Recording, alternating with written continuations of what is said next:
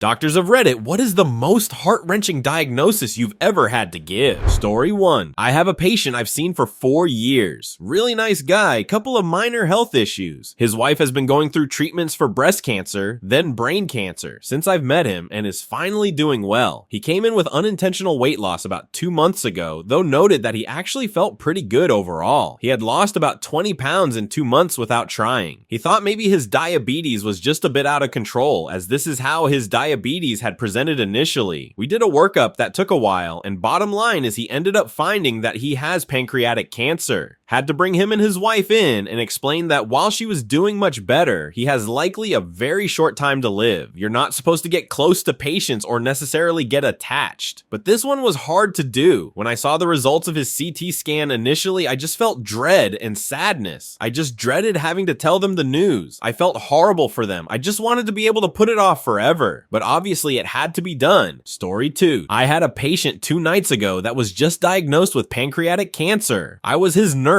all night. He talked about how once he gets better, him and his wife will go to Hawaii, something they have always wanted to do. He talked about his rough life and how he got through it. This was before he was diagnosed the following morning. He was literally one of the friendliest and most kind-hearted person I have ever met. He gave me some amazing life advice that really knocked some sense into me with some problems I was having. Then came the morning. The doctor talked to me first, then went in to tell him what he had. I remember learning about pancreatic cancer in nursing school and how bad it was. It had stuck with me. Now an amazingly good person was being diagnosed with it. I don't think I will ever forget how completely crushed he became with each word that came out from the doctor's mouth. After the doctor left, the silence that followed was the worst part. Even though my shift was over and I had to come back the same night, I stayed with him until his wife came. We didn't talk about it. We didn't talk about anything. I stayed in the room with him and walked the hallways with him silently. He tried to smile at the people who walked by us. I could see how hard it was for him to try and hide how devastated he was. When I left, I just kept apologizing to him. Nobody deserves such a bad illness, especially someone like him. He is one of those rare people in life that makes everyone's lives around them better, completely selfless and completely good. Story 3. Not a doctor, but a nurse. I had a patient who was 31. She was admitted with weight loss, dehydration, intractable nausea, fatigue, and abdominal pain. Her mother had just passed 3 months prior to her admission due to colon cancer. She was diagnosed with uterine cancer. Though I didn't give her the initial diagnosis, as that is the doctor's role, I was the one present with the family trying to answer questions about the options and what to expect. She was initially a hopeful candidate for surgical removal of the tumor, and it was tough trying to help her cope with never being able to have children. Her boyfriend couldn't handle the situation and broke off the relationship. I have no idea what their relationship was like or how long they had been dating, so I don't judge him. It was just so hard to watch her grappling with the loss of her mother, the loss of hope for having a baby, then feeling abandoned by her SO. It was then discovered the cancer was stage 4, meaning it had spread, and there was no surgical option. They tried chemotherapy, but this was an aggressive and rapidly progressing disease. I had to explain to the family how her sudden dementia and confusion was caused by the metastasizing tumors reaching her brain. Story 4. She was in the hospital for about 4 months before she passed. Dentist here. 18-year-old kid needed either dentures or $30K for a full mouth of crowns. He had genetic enamel hypoplasia leading to soft enamel, and his teeth had eroded to little nubs. When I presented this info to him and his parents, they laughed at the idea of spending that much on his teeth and said, "Well, looks like we are letting them fall out and getting you dentures later." He seemed genuinely distraught. I felt pretty sad about the case, so I called them a few days later, offering to do the case as charity, and I would charge nothing. They said they would consider it, but never called me back. I tried following up and they didn't return my calls. This was a year ago and I think about it a lot. Story 5. I'm an anesthesiologist and I had to talk with a patient about anesthesiology risks. The patient was an orphan, 11 years old. Normally I talk to parents when it comes to children, but this one gutted me because I read the patient's documents and her dad had an accident at work and is mentally impaired, and her mother left her to go back to her home country. She came with 2 workers from the orphanage who were hardly 20. Basically 3 kids in my eyes. Until this point, I never thought about orphans needing medical care because it never dawned on me, but goddamn, I needed a pause after this. Story 6. I work in rural medicine now, but prior to that was in hematology, clinical, and lab. So many a shitty leukemia diagnosis, plenty of young and old dead adults, but perhaps one of the most heartbreaking things I had to do was when I worked in the lab. I got a call in the middle of the night from one of our scientists with a blood sample they'd received from a rural doctor and had arrived quite late, from a 5-year-old I think. But when it went through the machine, it had some worrying counts, so the scientist had a look at it in the middle of the night rather than in the morning. They were concerned enough to get me to take a look and emailed me a bunch of photos taken of the slides. Absolutely raging leukemia, cancerous cell counts massive, normal cell counts absolutely tanked, high risk of them just spontaneously bleeding in their gut or brain, something that had to be dealt with right now, but the doctor who requested the bloods couldn't be contacted, so I tried to call the parents as this kid needs to not just be in hospital ASAP, they need transfusions, and to be on a plane to fly about 1,000 kilometers to a specialized PEDS hospital ASAP. Alas, I couldn't get the parents on the phone either, so I called their local ambulance.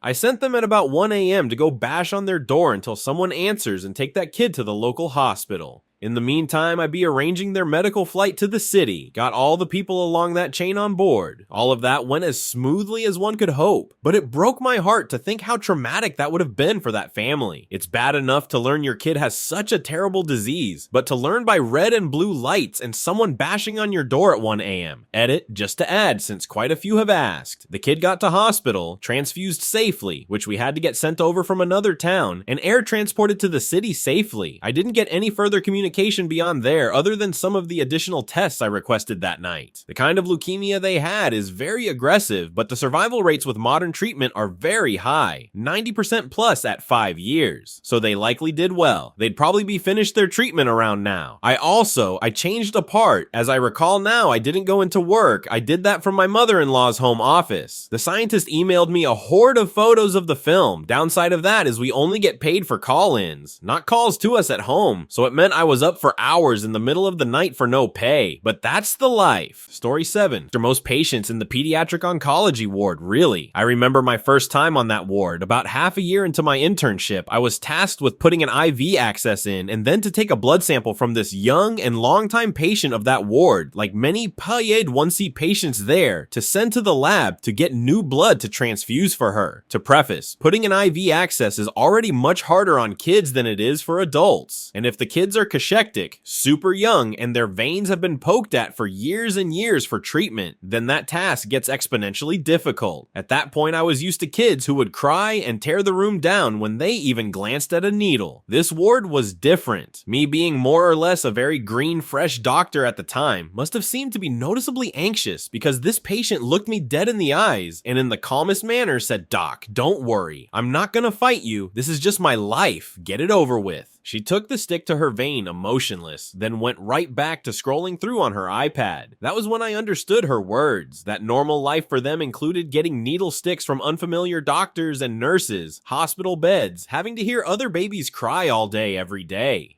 All doctors get desensitized to some degree, it's part of the job, but to know that those kids get numb to all this truly broke something in my heart. Story 8. 60-something retired nurse presented with rapidly progressive cognitive changes and odd movements. Workup revealed she had Creutzfeldt-Jakob disease. She was with it enough to understand the diagnosis and simply cried to her husband saying, "I'm sorry for what I'm about to put you through." She discharged on hospice and passed after a few weeks. 30YO female came in with some mild difficulty walking and sensory deficits in her legs. We MRI her brain and spine to see these ovoid-enhancing lesions in her brainstem and cervical spine. She had recently emigrated from an underdeveloped country, making us think this was an odd presentation of an infection like tuberculosis. We performed a lumbar puncture and don't see any signs of infection or inflammation, so we have to enlist the help of neuroinfectious disease experts from other institutions to no avail. Over the 2-3 weeks she was in the hospital, she goes from walking the halls to a a quadriplegic. Eventually, one of the lesions expands to a point where we can reasonably safely biopsy it. The biopsy comes back as glioblastoma. These types of tumors rarely present in the spine and brainstem, and there's nothing we can do to help her. She discharged home on hospice and died a couple weeks later. Story 9. Patau syndrome. There's a group of genetic defects called trisomies in where people have extra chromosomes. Most people are familiar with trisomy 21, Down syndrome, but there are others like trisomy 18, Edwards, and trisomy 13, Patau. Children born with Patau syndrome don't have much hope of surviving for too long, even with medical treatment. Longest I've seen was barely over 2 months in the neonatal newborn ICU. There's been reported cases in where the patient lives for as long as 19 years of age, but those are very rare. In most countries, people are given the choice to abort these babies to save everyone from the prolonged pain and heartache. Abortion is illegal in my country though, so I get to see the mom try her best to bring to term a baby with a death sentence. Story 10. Have a patient who is a quadriplegic, bedbound. She is currently 25. At 23, she had a post-drug reaction over the span of 2 days, which left her completely paralyzed, neck down. She was completely healthy prior, traveled a lot, did slam poetry, and was a beautiful singer with a strong voice. Now she is non-mobile, her voice is a whisper, tracheal tube, and she needs someone to help with basic motor functions like itching her own nose. She can't clean herself and therefore wears an adult diaper. She has not gone out to see the sun in 2 years and by far is one of the most charitable, gracious, and kindest young lady. Neuromyelitis optica. I always put an extra hour to the side for when I go to see her. We will talk, do our nails, or watch TV together. I've learned a lot from her. Her life previously, her family, experiences I could never imagine. I always tell my patients that they know their own condition better than I do as a doctor. They have lived it, they know their body better than I do. So to please tell me everything, why they think they are experiencing their symptoms, and what they think may help them feel better. I ask these things before I impose any treatment plan because everyone is so different. We find a treatment plan that works the best together. I love my job. I love my patients. I love helping people. These are the cases that have me awake at night with a heaviest heart. Story 11. Not a doctor, but an occupational therapist. Had a patient who was clinically diagnosed with a stroke, no MRI, given medication, sent home with family to check on him, and I saw him a few days later. He seemed worse than the report from the hospital, but I gave him some advice around managing his fatigue and helped him with a few tasks in the house. Making a cup of tea, folding laundry. That was Friday. Monday, I called to check in and he's doing worse. Has moved to his brother's home where someone can be with him 24/7. I go visit him on Tuesday at his brother's house and he's freezing in the middle of sentences, not able to take his hat off without multiple stops and starts. His brother had to feed him his breakfast. This is not a stroke. I send him back to the emergency room and he's readmitted to the hospital. Within a few days, he's not able to speak at all. Within 2 weeks, he's gone. Took a month to get the final diagnosis back from the lab, CJD. Story 12. During my time in the ER, I had a patient with metastasized prostate cancer come in with a severe headache. A CT scan revealed he had a brain bleed due to the metastases, and he likely had only a few days left. When I told him, he teared up and said he was supposed to get married in 2 weeks. So that night, another doctor and I decided to organize a wedding in the hospital. We got an officiant for the next day. His fiance arrived that night. I remember them sitting together, holding hands, and watching the stars through the emergency room window. She spent the night in the bed next to him and they held hands all night. They got married the next day, surrounded by a few friends and hospital staff. 2 weeks later, he passed away, married to the love of his life. I still get teary-eyed when I think about it. It was such a bittersweet moment and one of the most memorable patient encounters I'd had. Story 13. Not a doc, but used to teach lunchtime EFL classes at a hospital, and the heart surgeon comes in with a really long face. He had one kid come in who had no real symptoms, but the valves into his heart were narrowing, so without surgery, he was doomed in the long term. So they decided to cut out one small valve and one big valve and transplant the big valve to where the small valve had been removed and put an artificial valve where the big valve had been. At least that was the gist of it, long time ago, and I don't know medical terminology at all.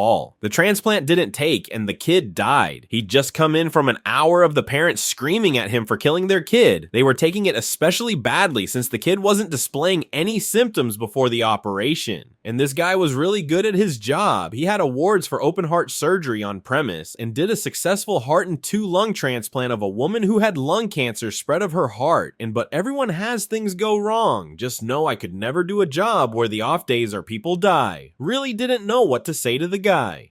I had this one patient, 38, 39 male with underlying end-stage renal failure and very poor controlled diabetes mellitus, among other things, had bilateral below-knee amputation, and he was legally blind, could only see hand movement like 10 centimeters in front of his face. He had exhausted all means of hemodialysis. What I mean by that is, we have to put in a fistula, commonly AVF, from where he could undergo hemodialysis, but all possible sites in his body had failed, all but one, by the neck. So to make sure we got it right, we had to do it under fluoroscopy. Well, long story short, the procedure failed. So what did it mean for him? Death penalty. He cried when he knew of the result of the procedure. Then he asked my specialist, can I eat a special local food? My specialist said, you can eat anything you want. Now you have to know, he had been having ESRF for many years, which means many years of strict diet and water restriction. 500 milliliters daily. This includes anything with water, not just drinking water. We were basically just allowing him his last meals, and so he ate to his heart's content for the remaining days that he had, which was a week.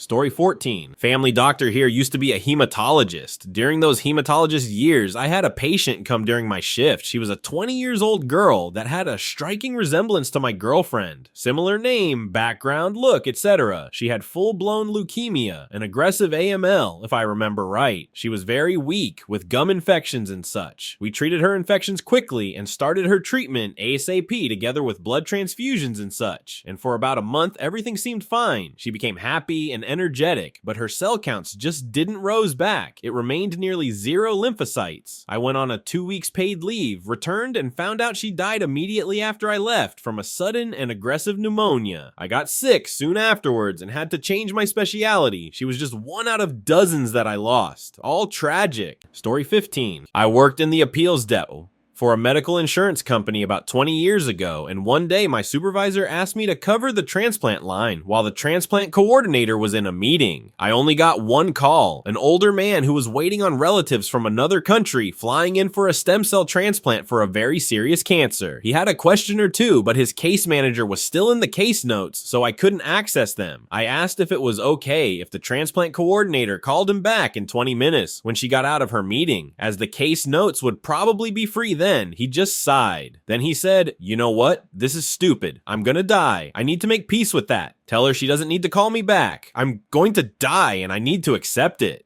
I tried to tell him it was going to be okay, really. His case manager was just in the notes, so I couldn't answer his questions, but the transplant coordinator would be glad to. It was so horribly sad how calm he was, but he told me no. Thanked me for being so kind. Said he hoped I'd lead a blessed life. I do think of him every now and again. Story 16. Not a doctor, but my BFF is, and she showed up at my house last fall, full on sobbing after diagnosing a kid with Sanfilippo syndrome. It's childhood dementia, Alzheimer's, where very young kids suddenly stop hitting milestones, then backslide on all milestones while sliding into dementia, losing the ability to speak or comprehend the world around them until they eventually die. Basically, your kindergartner stops hitting milestones. You freak out, and every doctor tells you are just a helicopter mom, and you stress out for 6 months while everyone calls you paranoid, and then you get a death sentence diagnosis, and spend years watching everything you love about your child slide away from them, leaving an empty shell of a body. Story 17. Oh boy, I have many of these. Sorry for bad English in advance. We were managing ICUs and COVID-19 with a team of doctors. Our team went in shifts with an emergency medicine specialist and an internal medicine specialist. Before our latest shift, me and my buddy had a rough FIFA session on our PS. Lots of shouting, swearing, etc. Then we went in the ICUs for a very chaotic 8 hours. After a very difficult intubation, we both knew we were fucked up. We both diagnosed each other with COVID, laughing, comparing our CT scans. We were hospitalized in our hospital on the same day. It was early COVID, so the treatments were still in discussion and there were no vaccines available. I somehow got better after 2 weeks of choking in my own breath. My buddy, he did not. RIP Dr. Mehmet Ertani. You're not forgotten, my brother in arms. Then it's February 2023. My town, Hatay, got hit with the worst earthquake in decades. Nearly 30.000 dead just in Hatay. It happened at 4 a.m. and I was the first specialist that could arrive at the hospital. Roads were destroyed by the earthquake. By 5 a.m., all our equipment was already depleted. By 6 a.m., our morgue was totally full. By 7 or 8 a.m., some people brought me a girl of 17, 18 ages, that I sometimes see in my neighborhood, didn't know by her name, but she and her family were familiar faces, which got impaled by an iron construction spike entering from her back and exiting from her chest. She was gasping terribly for breath. She knew she was going to die. Her family knew she was going to die, yet it was my job to pronounce her dead, and I still couldn't forget her look while trying to take a breath. Story 18. I work in a psychiatric ward. I had a patient who was 20 and was diagnosed with schizophrenia. Before it was full blown, he was an engineering student at the top of his class and had the world going for him. His parents would visit him and his mom would often cry. His affect was very flat and he always seemed agitated. You could tell he was constantly tortured by internal stimuli. Sometimes he would bend over and scream in his chair, but nothing would come out. He would then sit back up, face strained and red from the blood flush, with tears in his eyes. I saw him a few months ago on a different unit. He seemed to be a tad bit more social, but still flat overall. He remembered me and I told him that I thought of him often. It's devastating what mental illnesses can do to people and how it can destroy families. It's also extremely annoying to see TikTok teens diagnosing themselves with schizophrenia, but being completely fine. Granted, some may have schizophrenia, but others definitely do it for clout, to be edgy, or may have something completely different.